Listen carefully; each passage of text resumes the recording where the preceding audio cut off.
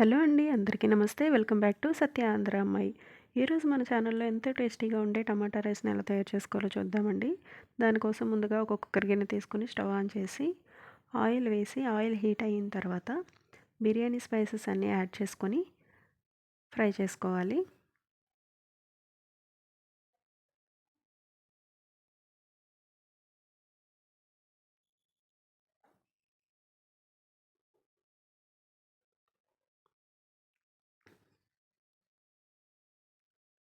ఈ బిర్యానీ స్పైసెస్ అన్నీ బాగా ఫ్రై అయిన తర్వాత ఒక మీడియం సైజ్ ఉల్లిపాయ, 2 పచ్చిమిర్చిని ముందుగానే కట్ చేసి పెట్టుకొని వాటిని కూడా యాడ్ చేసి ఉల్లిపాయ గోల్డెన్ కలర్లోకి టర్న్ అయ్యే వరకు ఫ్రై చేసుకోవాలి. ఉల్లిపాయ ముక్కలు గోల్డెన్ కలర్లోకి టర్న్ అయిన తర్వాత ఇప్పుడు దీనిలోకి ఒక స్పూన్ అల్లం వెల్లుల్లి పేస్ట్ని కూడా వేసి పచ్చివాసన పోయే వరకు బాగా ఫ్రై చేసుకోవాలి.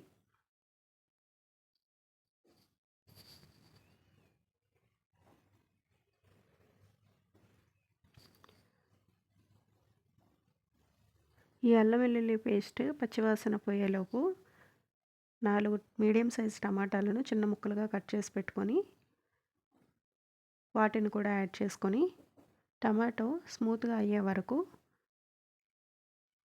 బాగా ఫ్రై చేసుకోవాలి.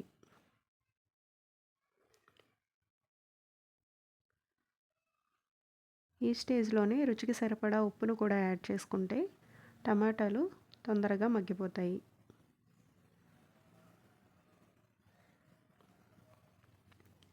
టేస్ట్కి సరిపడా ఉప్పు యాడ్ చేసుకొని మధ్య మధ్యలో మిక్స్ చేసుకుంటూ టమాటో సాఫ్ట్గా అయ్యే వరకు కుక్ చేసుకోవాలి. ఇప్పుడు ఇందులోనే కొంచెం కొత్తిమీర, కొంచెం పుదీనా చిన్న ముక్కలుగా కట్ చేసుకొని యాడ్ చేసుకోవాలి.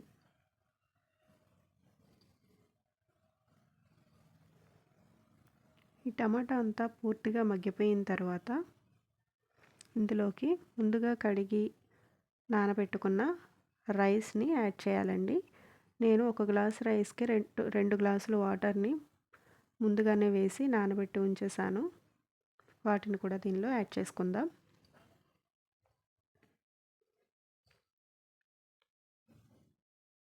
ఒకసారి బాగా కలుపుకొని మూత పెట్టి ఉడికించాలి.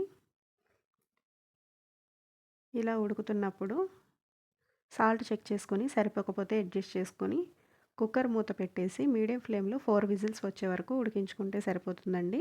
ఎంతో టేస్టీగా ఉండే టమాటా రైస్ రెడీ అయిపోతుంది. పన్నీర్ కర్రీ కానీ చికెన్ కర్రీతో ఈ టమాటా రైస్ చాలా టేస్టీగా ఉంటుంది. వీడియో నచ్చినట్లయితే లైక్ చేయండి, షేర్ చేయండి. నా ఛానల్ని తప్పకుండా సబ్స్క్రైబ్ చేసుకోండి. Thank you all.